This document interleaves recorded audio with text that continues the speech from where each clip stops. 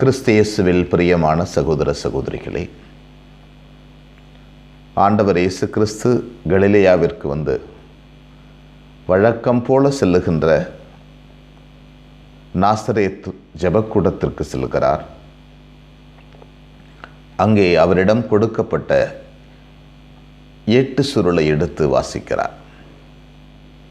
தூய ஆவியினுடைய சக்தியினால் தன்னுடைய பணியை ஆரம்பிக்கிறார். தூய ஆவியினுடைய வல்லமையினால் தன்னுடைய பணியை ஆரம்பிப்பதனால்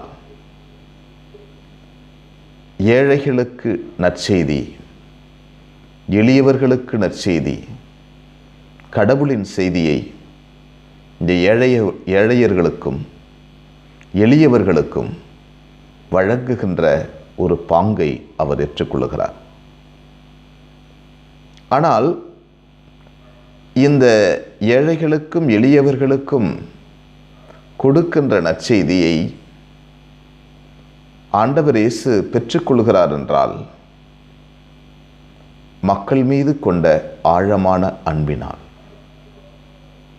மக்கள் மீது கொண்ட ஆழமான அன்பினால் இந்த ஏழைகளுக்கு நற்செய்தியை அவர் கொடுக்கிறார்.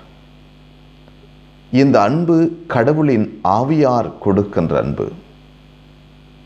எனவேதான் ஆண்டவர் பேதுருவை பார்த்து கூப்பிட்டு சொல்கிறார், நீர் என்னை அன்பு செய்கிறாயா?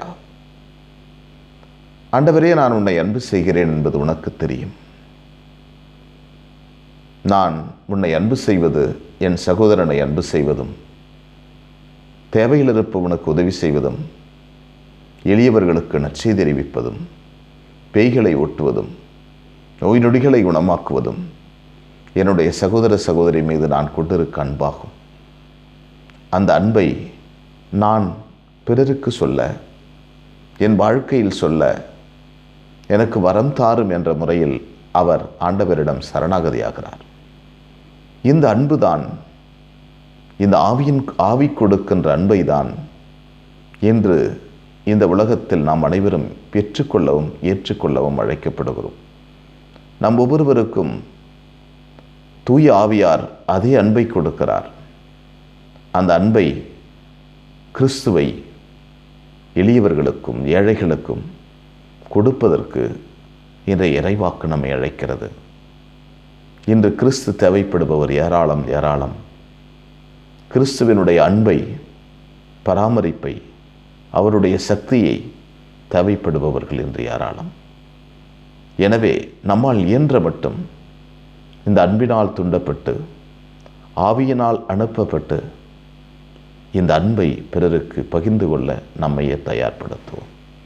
எங்களை நேசிக்கின்ற விண்ணக தந்தையை எம்மை போற்றுகிறோம். அற்புதமான நாளுக்காக நன்றி சொல்கிறோம். நீர் எங்களை படைத்து பராமரிப்பதற்காக நன்றி. எங்களோடு நீர் பயணம் செய்வதற்காக நன்றி ஆண்டவரே. உம்மை நாங்கள் அன்பு செய்ய வரம் தாரும். எங்களோடு நீர் பயணம் செய்கிறீர் என்பதை நாங்கள் எங்களுடைய உள் உணர்வு பூர்வமாக அன்பு செய்ய வரம் தாரும்.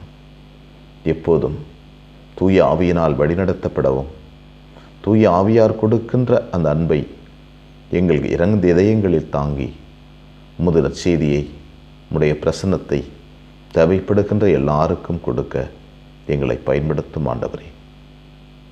அன்னை மரியே, எங்கள் அன்பு தாயே, திருமகனிடம் எங்களுக்காக இடைவிடாது பரிந்து பேசும். ஆமென்.